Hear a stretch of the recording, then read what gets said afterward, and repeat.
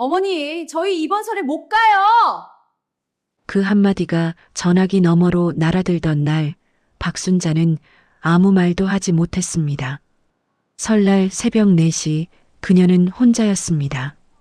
아들도 없이 며느리도 없이 50년 세월을 모셔온 조상님 앞에 홀로 절을 올렸죠. 그런데 바로 그날 저녁 공항 출국장으로 떠났던 아들 부부가 짐을 끌고 되돌아왔습니다. 무릎을 꿇었습니다. 둘 다 말 한마디 없이 도대체 그 사이에 무슨 일이 벌어진 걸까요? 이 평범해 보이는 할머니에게 아무도 몰랐던 이야기가 있었습니다. 궁금하신 분들은 지금 구독 버튼을 눌러주세요. 매일 이런 숨겨진 이야기를 전해드리고 있습니다. 설 연휴를 한 달 앞둔 어느 겨울 오후 경기도 외곽의 작은 빌라 3층에서 박순자는 혼자 점심을 먹고 있었습니다. 된장찌개 하나에 김치 한 종지, 밥은 한 공기도 채 안 됐죠. 창밖엔 찬바람이 불었고 텔레비전에선 설 특집 요리 프로그램이 흘러나왔습니다. 순자는 화면을 보면서도 별 감흥이 없었습니다. 이미 몇 해 전부터 명절은 혼자 준비하는 게 익숙해진 터였으니까요. 그때 휴대폰이 울렸습니다. 며느리 세연이었습니다. 순자는 반사적으로 자세를 바로잡았죠. 어머니, 저희 이번 설에 해외여행 가기로 했어요. 세연의 목소리는 차분했습니다. 협의가 아니라 통보였고 양해를 구하는 것도 아니었죠. 티켓도 다 끊었고 호텔도 잡았거든요. 제사는 어머니 혼자 지내셔도 될 것 같아서요. 순자는 잠시 말을 잃었습니다. 입안에서 뭔가를 삼키는데 시간이 걸렸죠. 그리고 겨우 한마디를 꺼냈습니다. 그래, 알았다. 그게 전부였습니다.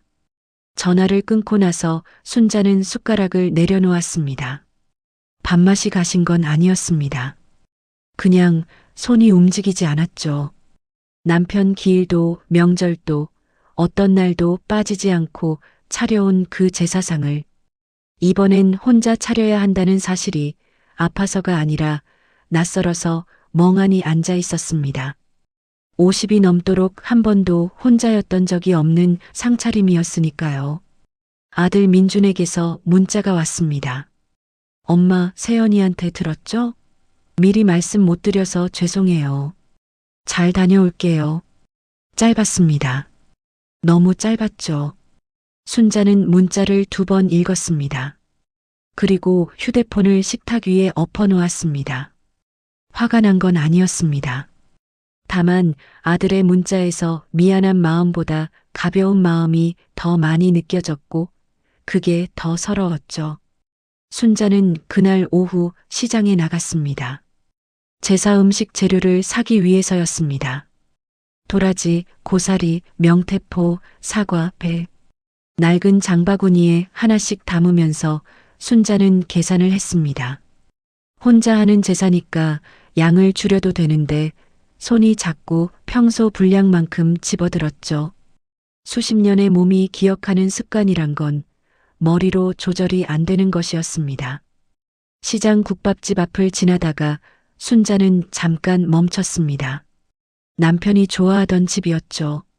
설 전에는 꼭 같이 와서 순대국밥을 먹고 재료를 샀는데 이제는 그 자리에 혼자 서서 유리창 너머 김서린 냄비를 바라보고 있었습니다. 들어가지는 않았습니다. 혼자 앉아서 국밥을 먹는 건 아직은 못하겠더라고요. 집으로 돌아온 순자는 장봐온 재료를 찬장에 차곡차곡 넣으면서 남편 영정 앞에 잠깐 섰습니다. 영정 속 남편은 늘 그렇듯이 웃고 있었습니다. 순자는 아무 말도 하지 않았습니다. 그냥 한참을 보다가 소리 없이 돌아섰죠. 그 등이 조금 더 굽어 보이는 것 같았습니다. 그런데 그날 밤 순자가 잠자리에 들기 전 일이었습니다. 오래된 연락처에서 전화 한 통이 걸려왔습니다. 남편의 오랜 사업 파트너이자 몇 해 만에 처음 연락하는 이름이었죠.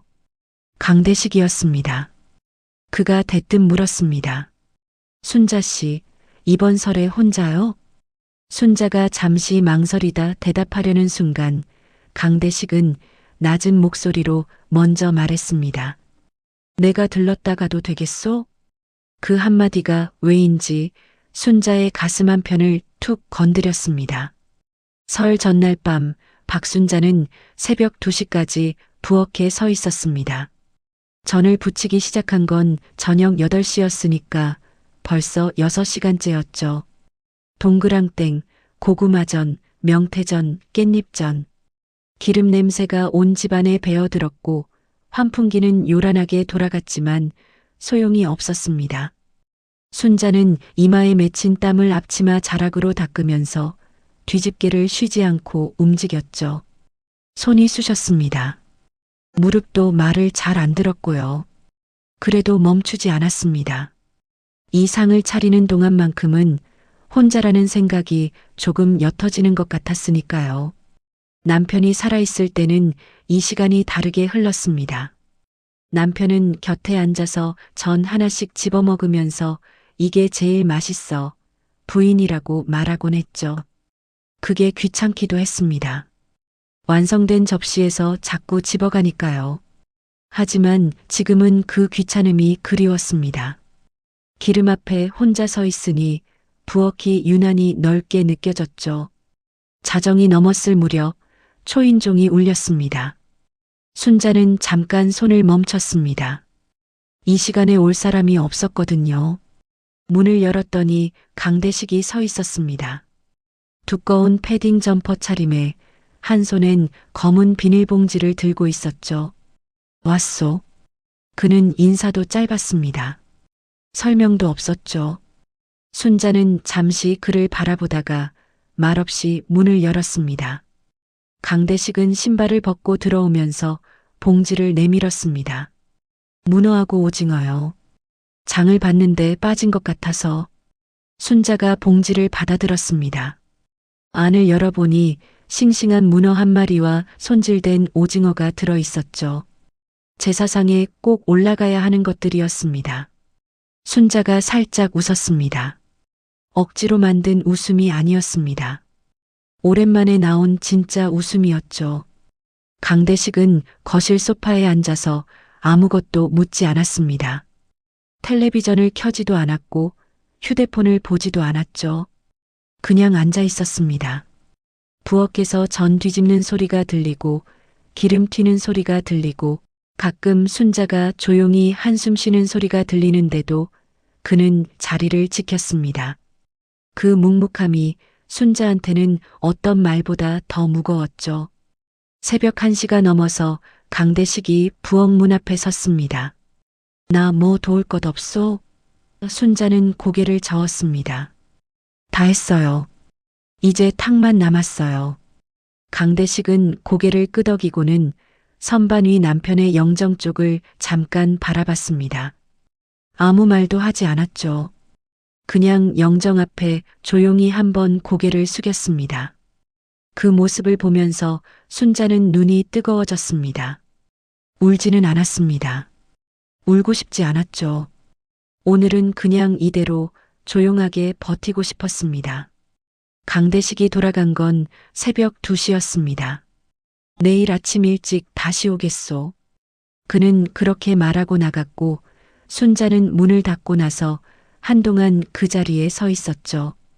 복도가 텅 빈 것처럼 느껴졌습니다. 아들이 올 때는 왁자지껄하고 시끄럽고 떠나고 나면 더 허한데 강대식이 다녀가고 나니까 오히려 집안이 조금 따뜻한 것 같았습니다. 이상한 일이었죠. 설날 아침이 밝았습니다. 순자는 새벽 4시에 눈을 떴습니다. 잠을 잔 게 아니라 눈을 감고 있다가 뜬 것이었죠. 제사는 오전 중으로 마쳐야 했습니다. 그녀는 세수를 하고 수수한 생활한복 위에 앞치마를 두르고 상을 차리기 시작했습니다. 평소보다 음식수가 적었습니다. 혼자니까 줄인 게 아니었습니다. 손이 한 켤레밖에 없으니 어쩔 수 없이 줄어든 거였죠. 상을 다 차리고 나서 순자는 촛불을 켰습니다. 조용했습니다. 시계 소리만 들렸죠. 그녀는 남편 영정 앞에 서서 잠시 눈을 감았습니다. 그리고 천천히 혼자 절을 올렸습니다. 한 번, 두 번, 무릎이 아팠습니다. 허리도 쑤셨죠. 그래도 자세를 흐트러뜨리지 않았습니다. 이 순간만큼은 아들이 없어도 남편 앞에 부끄럽지 않은 아내이고 싶었으니까요. 절을 마치고 일어서는데 아침 햇살이 창문으로 비스듬히 들어왔습니다. 먼지가 빗속에서 천천히 떠다녔죠. 순자는 그 빛을 멍하니 바라봤습니다. 그리고 나지막이 중얼거렸습니다. 당신 잘 받았지요? 영정은 그냥 웃고 있었습니다. 바로 그 시각 인천공항은 한창 붐볐습니다. 아들 민준과 며느리 세연은 출국 수속을 마치고 출국장 앞 카페에서 커피를 마시고 있었죠. 세연은 여행지 레스토랑 예약을 확인하고 있었고 민준은 멍하니 휴대폰만 보고 있었습니다. 왠지 마음이 가볍지 않았습니다. 딱히 이유를 몰랐죠. 그냥 오늘이 설날이라는 생각이 자꾸 머릿속에 걸렸습니다. 그때 강대식의 이름이 민준의 휴대폰에 떴습니다. 민준은 발신자 이름을 보고 잠깐 멈칫했습니다. 강대식? 아버지 친구. 어릴 때 명절마다 집에 오셨던 분이었는데 아버지가 돌아가시고 나서는 거의 연락이 없었죠. 세연이 옆에서 힐끗 보더니 누구야? 하고 물었습니다. 아버지 친구분이라고 짧게 답하고 민준은 전화를 받았습니다. 민준아. 강대식의 목소리는 낮고 차분했습니다. 흥분도 없었고 꾸짖는 기색도 없었죠. 그냥 담담했습니다. 그 담담함이 오히려 민준을 불편하게 만들었습니다. 지금 공항이냐? 민준은 잠시 뜸을 들이다 대답했습니다. 네, 곧 탑승이에요. 강대식은 잠시 말이 없었습니다. 커피 한 모금을 마시는 것처럼 짧은 침묵이었죠. 그리고 천천히 말했습니다. 어머니가 오늘 새벽에 혼자 절 올리셨다. 알고 있느냐? 민주는 할 말을 찾지 못했습니다. 그게 저도 미리 말씀드렸어야 했는데 일정이 겹쳐서요. 변명이었습니다. 스스로도 알았죠. 강대식이 끊지 않고 들었습니다. 끊어버리는 것보다 듣고 있는 게 더 무서웠습니다. 말을 받아내는 것처럼 느껴졌거든요. 민주는 목을 가다듬었습니다. 어머니도 이해하실 거예요. 저희도 쉬어야 하고 세연이도 일이 많아서. 민준아. 강대식이 부드럽게 잘랐습니다. 화내지 않았습니다. 그래서 더 날카롭게 들렸죠. 내가 오늘 새벽에 순자 씨 집에 갔었다. 혼자 전 부치고 혼자 상 차리고 혼자 절하더라. 짧은 말이었지만 민준의 귀에는 길게 울렸습니다. 세연이 옆에서 뭐라고 말하는 소리가 들렸지만 그 순간만큼은 제대로 들리지 않았습니다. 어머니, 그분이 어떤 분인지 너는 잘 모르는 것 같다. 강대식이 말했습니다. 그 말투가 이상했습니다. 어떤 분이라는 표현이 뭔가를 알고 있는 사람의 말투였거든요. 민주는 자기도 모르게 물었습니다. 무슨 말씀이세요?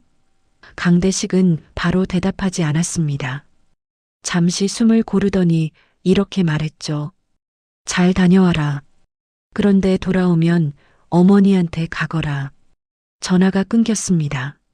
민주는 휴대폰을 내려다봤습니다. 세연이 그를 쳐다봤습니다. 뭐래? 민주는 대답을 못했습니다. 뭔가 이상한 느낌이 들었지만 말로 설명할 수가 없었죠. 그냥 아무것도 아니야라고 했습니다. 그 시각 경기도 빌라 3층에서는 강대식이 순자의 맞은편에 앉아 있었습니다. 상을 치운 자리에 홍차 2잔이 놓여 있었고 창밖엔 옅은 설날 햇살이 깔려 있었죠. 순자가 먼저 입을 열었습니다. 민준이한테 전화했어요? 강대식이 고개를 끄덕였습니다. 순자는 표정을 찌푸리지 않았습니다. 다만 찻잔을 두 손으로 감싸주면서 말했죠. 뭐라고 하던가요? 강대식이 짧게 답했습니다. 잘 다녀오겠다고 하더군요. 순자는 조용히 웃었습니다. 씁쓸하지도 않았고 서럽지도 않은 웃음이었습니다. 체념도 아니었죠. 그냥 오래 살아온 사람의 얼굴이었습니다. 그 아이가 나쁜 사람은 아니에요. 그냥 모르는 거죠. 강대식이 찻잔을 내려놓으면서 물었습니다. 뭘 모릅니까? 순자가 창밖을 바라보며 대답했죠. 자기가 어떤 집에서 자랐는지요. 강대식은 그 말을 듣고 한동안 아무 말도 하지 않았습니다. 오래된 친구 사이에서만 가능한 침묵이었습니다. 그가 알고 있는 것과 민준이 모르고 있는 것 사이의 거리를 느끼는 시간이었죠. 강대식은 홍차를 한 모금 마시고 나서 천천히 입을 열었습니다. 순자 씨, 이대로 두는 건 아닌 것 같소? 순자가 그를 바라봤습니다. 강대식의 눈이 진지했습니다. 장난기 없이 오랜 세월 사업을 같이 했던 사람의 눈이었죠. 아이들이 모르고 있으면 알게 해줘야 하는 거 아니겠소? 순자는 대답하지 않았습니다. 찻잔만 바라봤죠. 강대식이 계속 말했습니다. 내가 나서는 건 아닙니다. 다만 언제까지 혼자 이걸 끌고 갈 거요? 그 말이 끝나고 나서도 순자는 한동안 조용했습니다. 창밖의 햇살이 조금 더 깊어졌습니다. 그녀가 찻잔을 내려놓으며 나지막하게 말했습니다.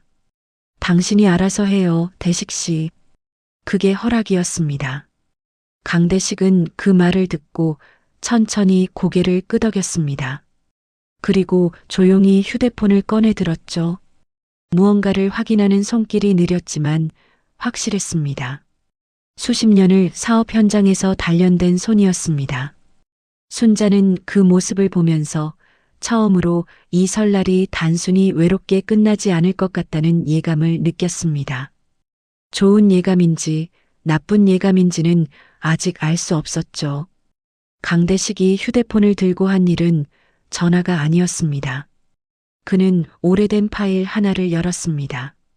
몇 해 전부터 정리해 두었던 문서들이었죠.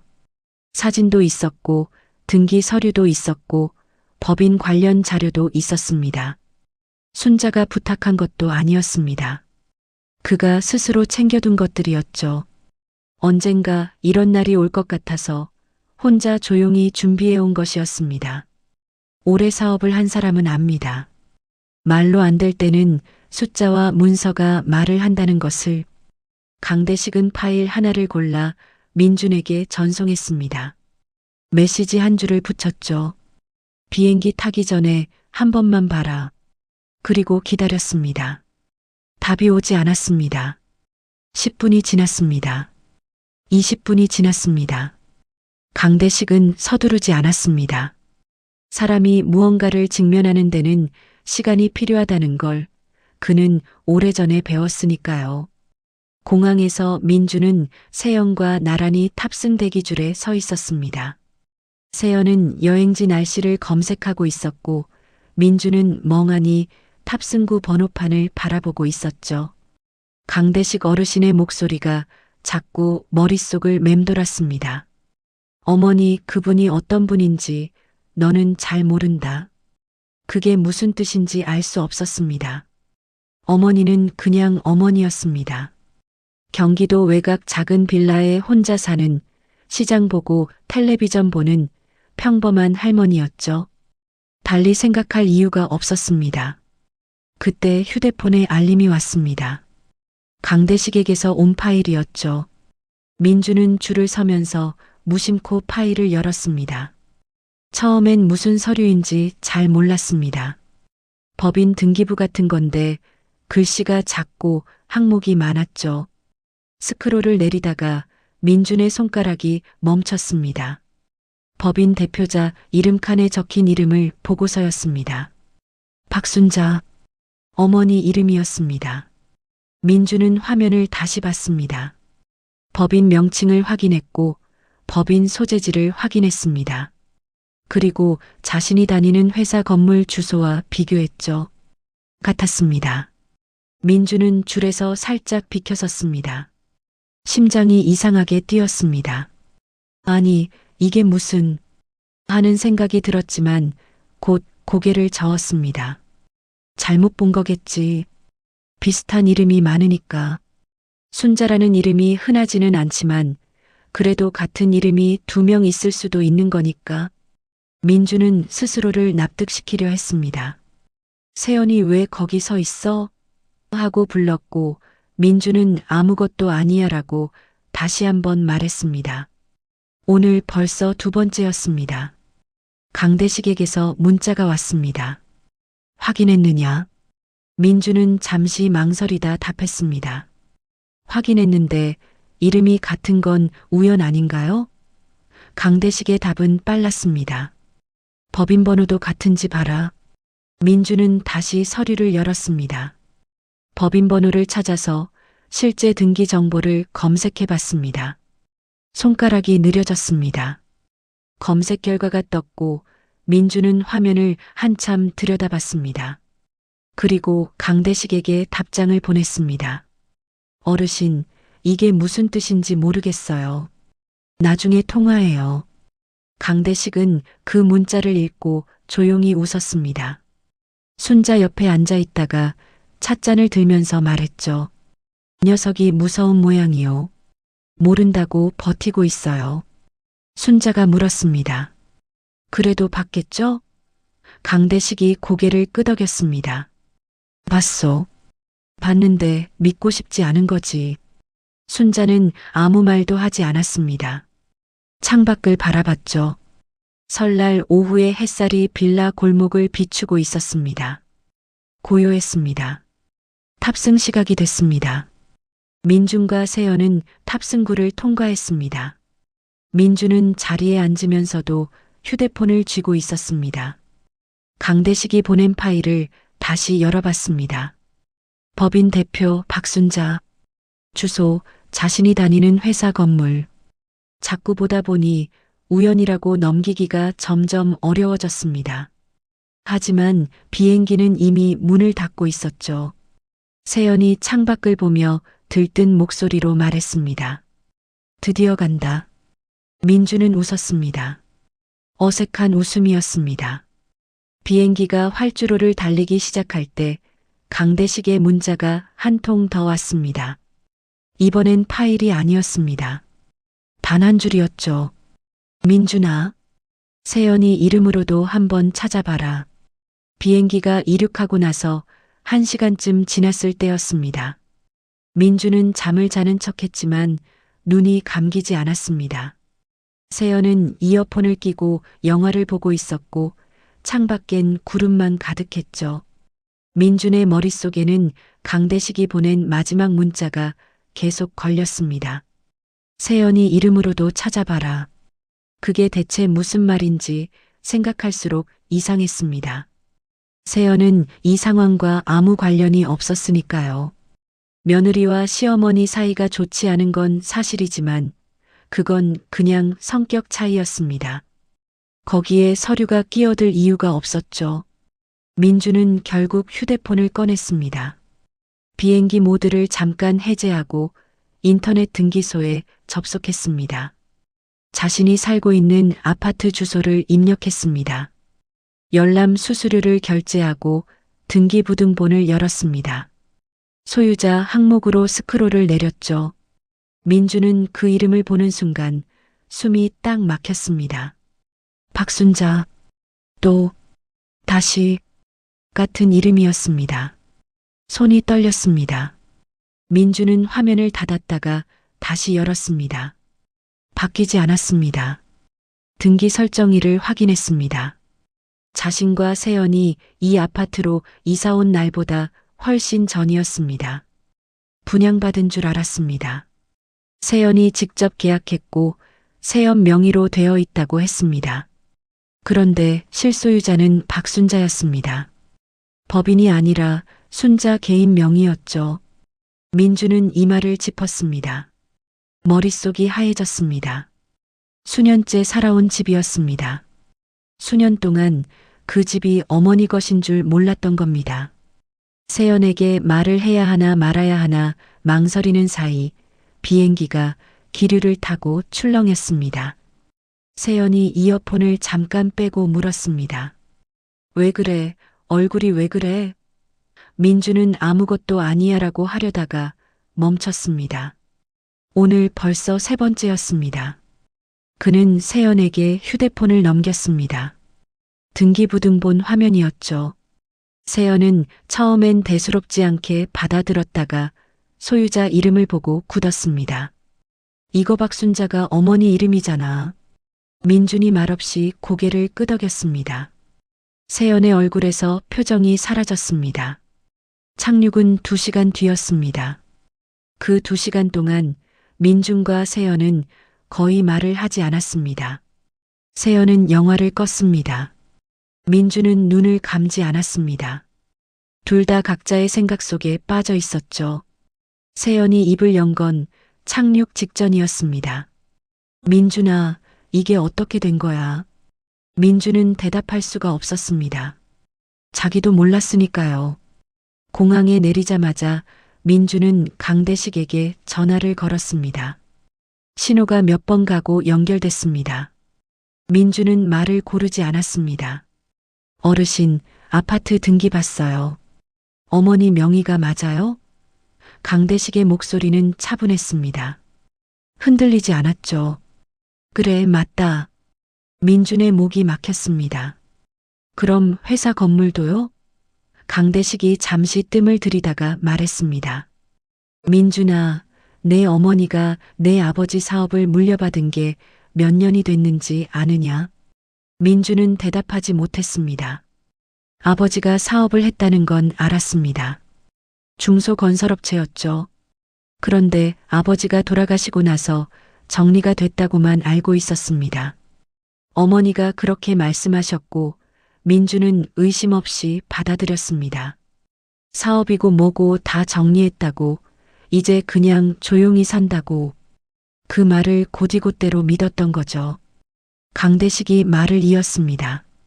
내 어머니는 아버지 돌아가신 후에 사업을 정리한 게 아니라 다시 일으켰다. 내가 대학 들어가던 그 해부터 지금까지 혼자서. 민준의 무릎이 저렸습니다. 세연이 옆에서 그의 팔을 잡았습니다. 민준은 전화기를 귀에 댄 채 한동안 움직이지 못했죠. 공항 청사 안은 여행객들로 왁자지껄했지만 민준의 귀에는 아무 소리도 들리지 않았습니다. 강대식이 마지막으로 말했습니다. 내 어머니가 지금 경기도 빌라에서 혼자 사는 건 돈이 없어서가 아니다. 그분이 그걸 원하신 거야. 전화가 끊겼습니다. 세연이 조용히 물었습니다. 어떻게 할 거야? 민준은 한참을 서 있었습니다. 여행용 캐리어 손잡이를 꽉 쥐고서 출국장 밖 택시 정류장을 바라봤죠. 호텔 예약이 있었습니다. 레스토랑 예약도 있었습니다. 바다도 있었고 햇살도 있었습니다. 그런데 민준의 발이 움직이지 않았습니다. 어딘가 다른 방향을 가리키는 것 같았죠. 세연이 먼저 말했습니다. 나 돌아가고 싶어. 세연이 먼저 그 말을 꺼냈다는 게 민준에게는 의외였습니다. 평소에 세연이라면 절대 하지 않을 말이었죠. 예약 취소 위약금을 따지고 이미 계획한 일정을 아까워하고 감정보다 손익을 먼저 계산하는 사람이었으니까요. 그런데 그 세연이 공항 청사 한복판에서 짐도 풀기 전에 돌아가고 싶다고 했습니다. 민준은 세연의 얼굴을 봤습니다. 세연의 눈이 흔들리고 있었습니다. 자존심 때문에 울지는 않았지만 울기 직전의 눈이었죠. 나도 그래. 민준이 말했습니다. 둘은 잠시 서로를 바라봤습니다. 그러고는 말없이 캐리어를 끌고 반대 방향으로 걸었습니다. 출국장이 아니라 귀국 항공편 카운터 쪽이었죠. 호텔 예약 취소 문자가 날아갔고 레스토랑 예약도 취소됐습니다. 위약금이 적지 않았습니다. 세연은 그 문자들을 확인하면서도 아무 말을 하지 않았죠. 평소라면 한마디씩 했을 텐데 그날은 그냥 넘겼습니다. 뭔가가 그녀 안에서도 바뀌고 있었습니다. 귀국편 비행기 안에서 세연은 창밖만 바라봤습니다. 구름이 낮게 깔려 있었고 하늘은 희뿌였죠. 민주는 눈을 감은 채 생각을 정리하려 했지만 정리가 되지 않았습니다.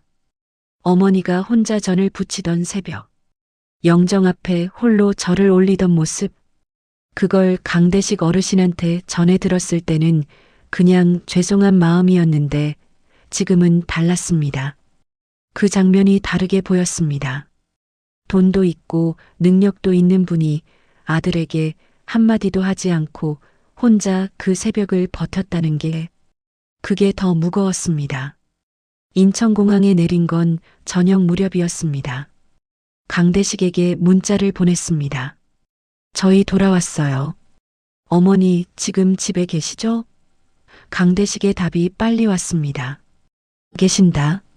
나도 여기 있어. 민주는 택시를 잡았습니다. 경기도까지 가는 길이 막혔습니다. 설 연휴 귀경길이었죠. 차가 거의 움직이지 않는 고속도로 위에서 민준과 세연은 또 말이 없었습니다. 1시간이 지나고 2시간이 지났습니다. 세연이 먼저 입을 열었습니다. 민준아, 나 어머니한테 너무했던 것 같아. 민준은 대답하지 않았습니다. 대답할 필요가 없었습니다. 둘 다 알고 있었으니까요. 세연이 계속 말했죠. 몰라서 그랬다고 하기엔 너무 몰라도 너무 몰랐던 것 같아. 그냥 편한 대로만 생각했던 것 같고. 민주는 창밖을 보다가 말했습니다. 나도 마찬가지야. 어머니가 그냥 거기 계시는 줄만 알았지. 그게 전부였습니다. 더 길게 말하지 않았습니다. 짧은 말이었지만 오래 묵은 것들이 그 안에 다 들어 있었죠. 빌라 골목에 택시가 닿은 건 밤 9시가 넘어서였습니다. 계단을 올라가면서 민준의 발이 무거웠습니다. 세연도 마찬가지였죠. 3층 앞에 서서 민준이 초인종을 눌렀습니다. 잠시 후 문이 열렸습니다. 순자가 나왔습니다. 수수한 생활한복 차림 그대로였고 표정은 놀란 것도 아니었고 반가운 것도 아니었습니다. 그냥 담담하게 두 사람을 봤죠. 강대식이 뒤에서 소파에 앉아 있는 게 보였습니다. 왜 왔냐? 순자가 물었습니다. 나무라는 말투가 아니었습니다. 진짜로 왜 왔는지 묻는 거였죠. 민준이 입을 열려다가 멈췄습니다. 그리고 그냥 무릎을 꿇었습니다. 설명보다 먼저 몸이 움직였습니다. 세연도 옆에서 따라 꿇었습니다. 복도 바닥이 차가웠습니다. 두 사람은 고개를 숙인 채 아무 말도 하지 않았죠. 민준의 눈에서 눈물이 났습니다. 참으려 했지만 안 됐습니다. 세연도 소리 없이 울고 있었습니다. 순자는 한참을 그 자리에 서 있었습니다. 문을 닫지도 않았고 들어오라고도 하지 않았죠. 그냥 무릎 꿇은 아들과 며느리를 내려다봤습니다. 강대식이 안에서 일어나 다가왔습니다. 순자 곁에 섰죠. 순자가 조용히 입을 열었습니다. 목소리에 떨림이 없었습니다. 오히려 너무 고요해서 그 고요함이 날카로웠습니다. 재산 때문에 돌아온 거라면 그냥 가거라. 복도에 찬바람이 들어왔습니다. 아무도 움직이지 않았습니다. 무릎 꿇은 민준과 세연, 그 앞에 선 순자, 그리고 한 발짝 뒤에 선 강대식. 네 사람이 그 좁은 복도에서 숨을 참고 있었죠. 순자의 말이 허공에 걸려 있었습니다. 재산 때문에 돌아온 거라면 그냥 가거라. 민주는 고개를 들지 못했습니다. 세연도 마찬가지였죠. 그 말이 틀리지 않았기 때문이었습니다. 처음 돌아오기로 마음먹은 순간 머릿속 어딘가에 재산이라는 단어가 없었다고 말할 수 없었으니까요. 민준이 먼저 고개를 들었습니다. 눈이 빨개져 있었습니다. 그는 어머니를 똑바로 봤습니다. 어머니, 재산 때문만은 아니에요. 목소리가 갈라졌습니다. 처음엔 그랬을 수도 있어요. 솔직히. 근데 오는 내내 생각했어요. 어머니가 새벽에 혼자 절 올리셨다는 거. 그게 자꾸 머릿속에서 안 지워져서. 세연도 고개를 들었습니다. 눈물이 볼을 타고 내려갔지만 닦지 않았습니다. 어머니, 제가 잘못했어요. 변명하려는 게 아니에요. 그냥 잘못했다는 말하고 싶었어요.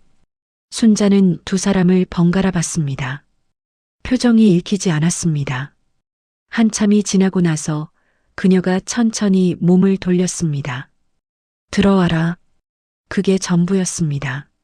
안으로 들어가면서 등을 보였죠. 강대식이 슬며시 비켜섰습니다. 민준과 세연은 일어나 신발을 벗고 안으로 들어갔습니다. 아직 제사 음식 냄새가 집안에 남아 있었습니다. 기름 냄새, 나물 냄새, 탕 냄새. 그 냄새가 민준의 가슴을 쳤습니다. 어릴 때 명절마다 맡던 냄새였습니다. 그때는 그냥 명절 냄새였는데 지금은 달리 느껴졌죠. 순자가 부엌에서 물을 끓였습니다. 네 사람이 상 앞에 앉았고 순자는 아무 말 없이 숭늉을 내왔습니다. 강대식이 찻잔을 들면서 조용히 자리를 정리했습니다. 내가 괜한 일을 한 건지 모르겠소. 그가 혼잣말처럼 했습니다. 순자가 짧게 말했죠. 잘하셨어요. 민준이 숭늉 잔을 두 손으로 쥐면서 물었습니다. 어머니, 저 진짜 몰랐어요. 아버지 사업이 이렇게 된 건. 순자가 잔을 내려놓으며 말했습니다. 알 필요 없다고 생각했으니까 말 안 한 거다. 민준이 고개를 들었습니다. 왜요? 순자는 잠시 남편 영정 쪽을 봤습니다. 그리고 천천히 말을 꺼냈습니다. 내 아버지가 그랬어. 자식한테 재산 물려주면 자식 망친다고. 스스로 살아야 진짜 사람이 된다고. 민주는 그 말을 듣고 눈이 흔들렸습니다. 아버지 목소리가 기억났습니다. 생전에 자주 하시던 말씀이었죠. 근데 그게 그냥 하시는 말씀인 줄만 알았습니다. 진심인지는 몰랐습니다. 그러면 어머니는요? 민준이 물었습니다. 어머니, 본인은 어떻게 하고 싶으셨어요? 순자가 잠시 말을 멈췄습니다. 창밖으로 시선이 갔다가 다시 돌아왔습니다. 그리고 천천히 입을 열었죠. 나는 네가 스스로 알아주길 바랐다. 언젠가는 네가 먼저 물어봐 주길. 그 말이 끝나는 순간 민주는 가슴이 무너지는 것 같았습니다. 어머니는 숨긴 게 아니었습니다. 기다렸던 거였습니다. 아들이 먼저 들여다봐 주길 수년을 기다렸던 거였죠. 세연이 조용히 물었습니다. 어머니, 저한테도 하실 말씀이 있으세요? 순자가 며느리를 바라봤습니다. 세연은 눈을 피하지 않았습니다. 순자가 말했습니다. 세연아, 내가 너를 미워한 적은 없다. 다만 내가 이 집을 내 집으로 생각하지 않는 것 같아서 서운했지. 세연이 고개를 떨궜습니다. 죄송해요, 어머니. 이번엔 변명이 없었습니다. 순자가 말을 이었죠. 며느리가 편해야 아들이 편하고 아들이 편해야 내가 편하다. 그거 하나면 돼. 오래된 어머니의 말이었습니다. 길지 않았지만 그 안에 수십 년의 삶이 담겨 있었습니다. 강대식이 자리에서 일어섰습니다. 나는 이만 가겠소. 집안 얘기는 집안끼리 해야지. 순자가 그를 배웅하러 일어났습니다. 강대식이 나가면서 순자한테 낮게 말했습니다. 잘 됐소. 진작 이랬어야 했어요. 순자가 고개를 끄덕였습니다. 문이 닫히고 세 사람만 남았습니다. 민준이 말했습니다. 어머니, 저 하나만 물어봐도 돼요. 순자가 고개를 끄덕였습니다. 민준이 조심스럽게 물었죠. 그 많은 걸 혼자 하시면서 한 번도 힘드셨단 말 안 하셨잖아요. 진짜 안 힘드셨어요? 순자는 한동안 말이 없었습니다. 그러다 아주 조용하게 웃었습니다. 이번엔 씁쓸하지도 않았고 억지도 아니었습니다. 그냥 오래 살아온 사람의 웃음이었죠. 힘들었지. 근데 말해서 뭐하냐? 다 내일인데. 힘들었지. 근데 말해서 뭐하냐? 다 내일인데. 그 말이 끝나고 나서 한동안 아무도 입을 열지 않았습니다. 민주는 숭늉 잔을 두 손으로 쥔 채 고개를 숙였습니다. 세연도 눈을 내리깔았죠. 그 짧은 한마디 안에 순자가 혼자 버텨온 수십 년이 다 들어 있었습니다. 아프다는 말 한마디 없이, 힘들다는 말 한마디 없이 그냥 내일이라고 해왔던 사람. 그게 어머니였습니다. 그게 어머니가 살아온 방식이었죠. 민준이 먼저 말했습니다. 어머니, 앞으로는 말씀해 주세요. 힘드시면 힘들다고, 보고 싶으시면 보고 싶다고요. 순자는 대답하지 않았습니다. 대신 천천히 자리에서 일어나 부엌으로 갔습니다. 민준과 세연이 눈을 마주쳤죠. 잠시 후 순자가 큰 쟁반을 들고 나왔습니다. 제사 음식들이었습니다. 동그랑땡, 나물, 탕, 전. 새벽부터 혼자 차렸던 것들이었죠. 밥은 먹었냐? 순자가 쟁반을 상 위에 내려놓으면서 물었습니다. 민준이 아니오라고 하자 순자는 부엌으로 다시 들어갔습니다. 밥솥 뚜껑 여는 소리가 들렸습니다. 세연이 일어나서 부엌으로 따라 들어갔습니다. 어머니, 제가 할게요. 순자가 잠깐 세연을 봤습니다. 그래. 짧은 허락이었습니다. 세연이 밥을 푸는 동안 순자는 옆에서 국을 데웠습니다. 두 여자가 좁은 부엌에서 나란히 서 있었습니다. 말이 없었지만 이상하게 어색하지 않았습니다. 그 침묵이 처음으로 편안한 종류의 침묵이었죠. 밥상이 차려졌습니다. 세 사람이 마주 앉았습니다. 순자가 먼저 수저를 들었고 민준과 세연이 따라 들었습니다. 아무도 잘 먹겠습니다를 크게 말하지 않았습니다. 그냥 먹기 시작했죠. 새벽부터 혼자 만든 전이 식어 있었지만 민준은 그게 맛있었습니다.